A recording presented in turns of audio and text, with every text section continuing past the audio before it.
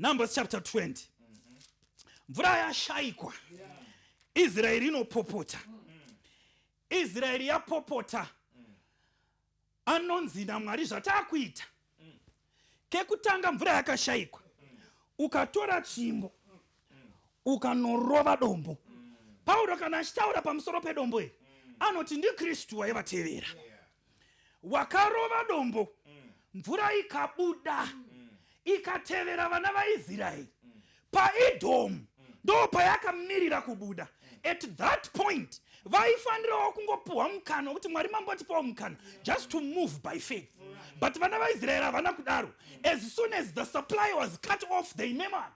Ndobva vacomplaina. Ndo zvatinoita vamwe vedu. As soon as our supplies are cut off, it's a chance to move by faith. But what do? We complain. Saka vakachema. Moses akanzi naMwari no zvatoitaka. Yango repeat but chatoda kuti uiteko zvino. Tora chimbo. Uya nechimbo. Chimbo iyi this time usaunganidza vatungamiri chete vaIsraeri. Call everyone. Mwari is preparing to magnify himself and make himself holy before the people. Moses over hands.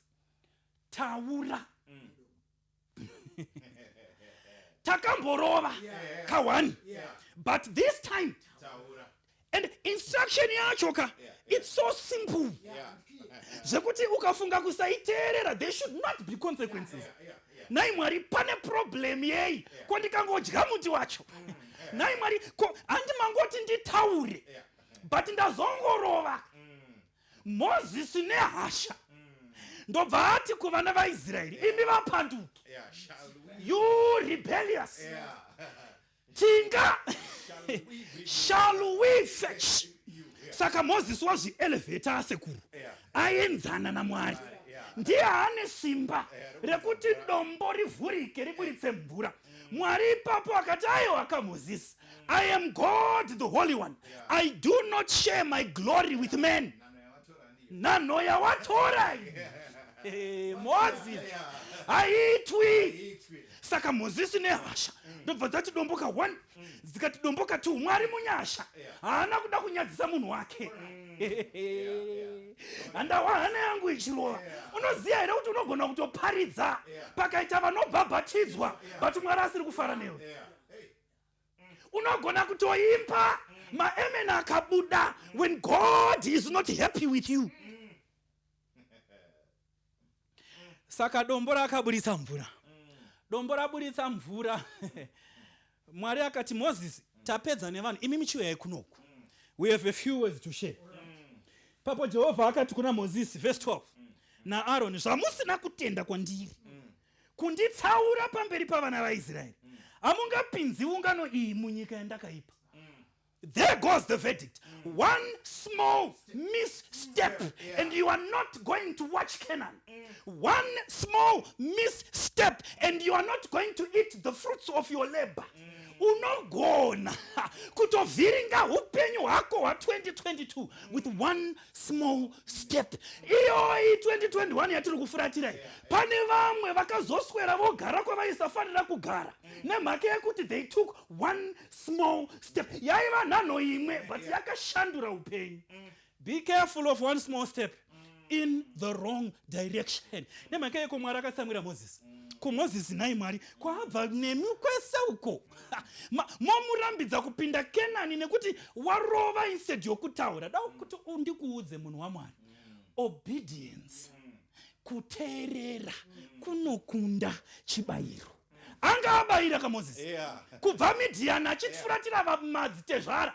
Aibayira pesa apa grade C kubayira kwese uko. But kuteerera kwakamedza kubayira. Chii chakaita kuti Mwari amutsamwire. Mwari anga ane chidzidzo chaaida kupa Israeri. Dombo iri rinonongedzera Kristu. Rakarohwa kamwe.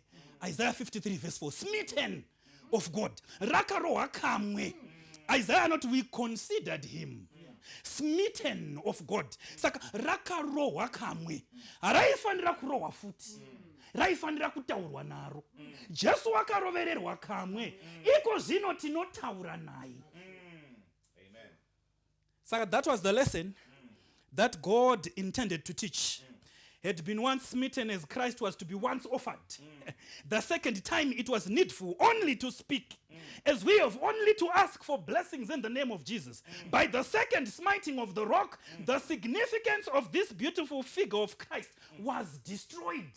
Saka chidzidzo chamwari ndo chakaposheka, ndo saka Mwari akati wairasa. Unoziya here kuti ukambomira usati waita nhano yako imwe chete, if you just pause and think of the consequences, you would not go where you are going. You would not plan what you are planning right now. If you could just pause and consider. If you could just pause and consider kuti nhano yako imwe, nhano ya Eva imwe ndo yakaburutsa Kristu. Nhano yako imwe ndo yaburutsa Kristu. You would, past faithfulness will not atone for one wrong act. The greater the light and privilege is granted to men, the greater is his responsibility. Saka, one wrong step inodzima zvakanaka zvose zvawakamboita. Moses tinomuona achikonewa kudya uchi nomukaka. Tinomuona achikonewa kudya mizambiringa yaakaona vashori vachiuya nayo vakaidzvara. He saw it but he did not eat of it. Why? Because of one small step. Da kuyambira munhu waMwari, ngwarira nhano yako imwe chete, nekuti nhano imwe iyi ine ngozi.